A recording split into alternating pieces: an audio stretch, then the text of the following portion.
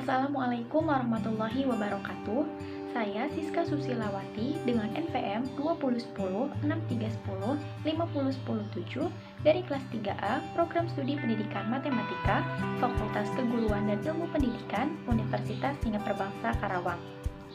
Video ini saya buat untuk memenuhi ujian tengah semester mata kuliah Pengelolaan Pendidikan dengan dosen pengampu Bapak Dr. Dadang Rahman Bonandar MPD. Pada kesempatan kali ini, saya akan memaparkan materi mengenai pengelolaan tenaga pendidik dan tenaga kependidikan berdasarkan hasil observasi kelompok 5. Adapun materi yang akan saya sampaikan yaitu mengenai latar belakang pengelolaan tenaga pendidik dan tenaga kependidikan, konsep dasar, landasan dan kebijakan, serta implementasi. Baik, untuk materi yang pertama yaitu mengenai latar belakang pengelolaan tenaga pendidik dan tenaga kependidikan.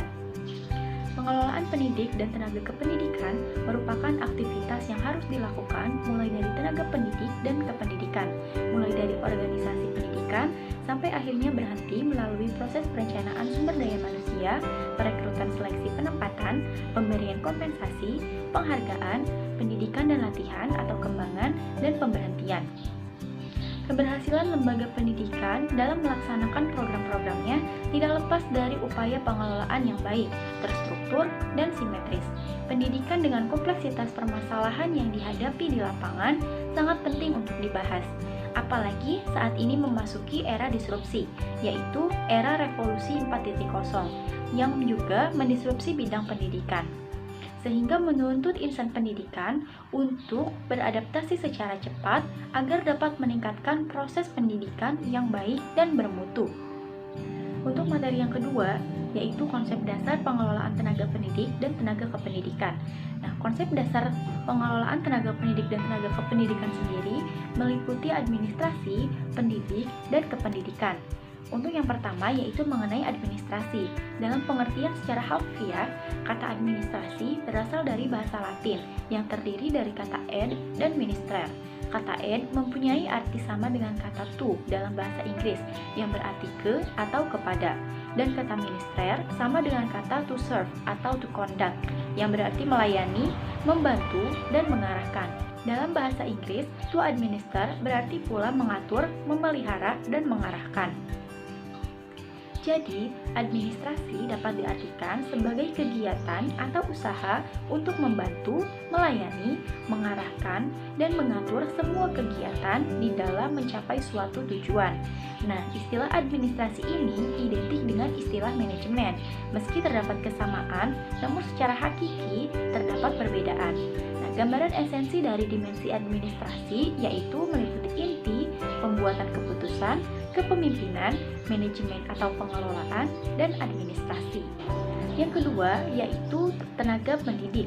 Pendidik di Indonesia atau disebut dengan pengajar adalah seorang tenaga kependidikan yang sangat antusias dalam melaksanakan pendidikan yang bertugas sebagai profesi pendidik. Sedangkan dalam Undang-Undang Nomor 20 Tahun 2003 Bab 11 tentang pendidik dan tenaga kependidikan, pasal 39 mengatakan bahwa pendidik merupakan tenaga profesional yang bertugas merencanakan dan melaksanakan proses pembelajaran, menilai hasil pembelajaran, melakukan pembimbingan dan pelatihan, serta melakukan penelitian dan pengabdian kepada masyarakat, terutama bagi pendidik di perguruan tinggi. Nah, pendidik sendiri memiliki sebutan lain sesuai kekhususannya, yaitu seperti guru, dosen, konselor, pamong belajar, widya iswara, tutor, instruktur, atau fasilitator. Selanjutnya yang ketiga, yaitu tenaga kependidikan. Tenaga kependidikan merupakan seluruh komponen yang terdapat dalam instansi atau lembaga pendidikan, yang tidak hanya mencakup guru saja, melainkan keseluruhan yang berpartisipasi dalam pendidikan. Dilihat dari jabatannya, tenaga kependidikan dibedakan menjadi 3, yaitu tenaga struktural, tenaga fungsional, dan tenaga teknis. Berikut merupakan dasar hukum pengelolaan tenaga pendidik dan tenaga kependidikan.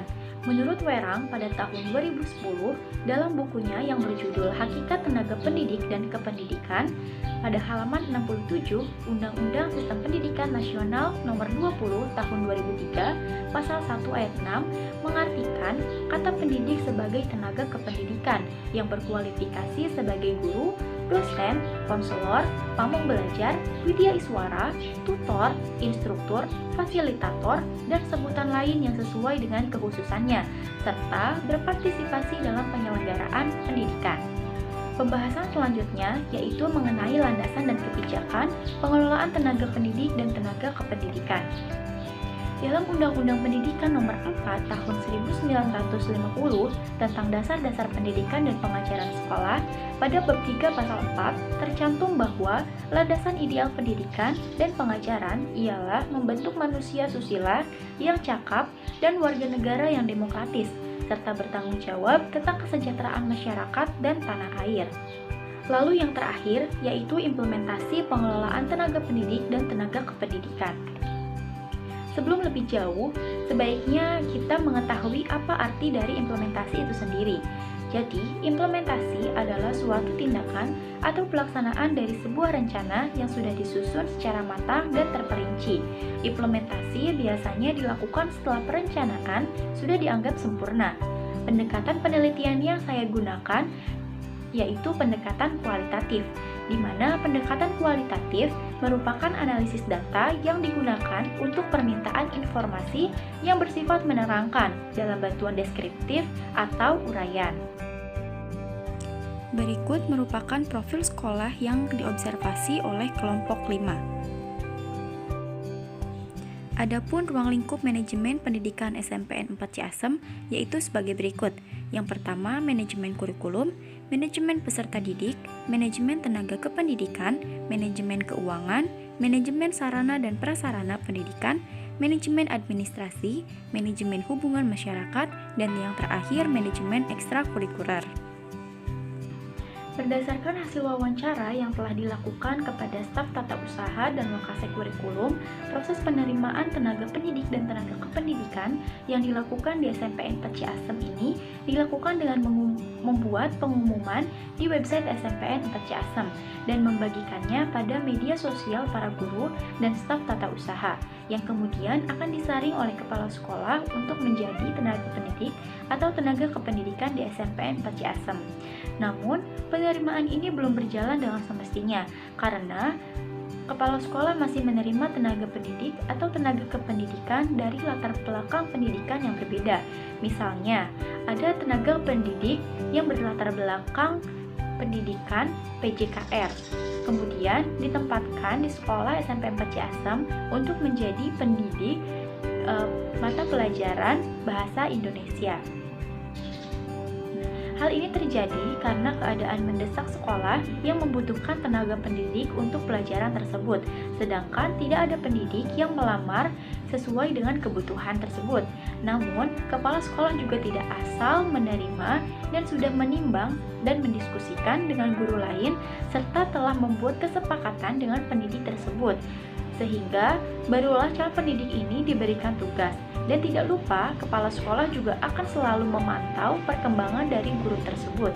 Apakah memberikan pelajaran sesuai kepada muridnya atau tidak.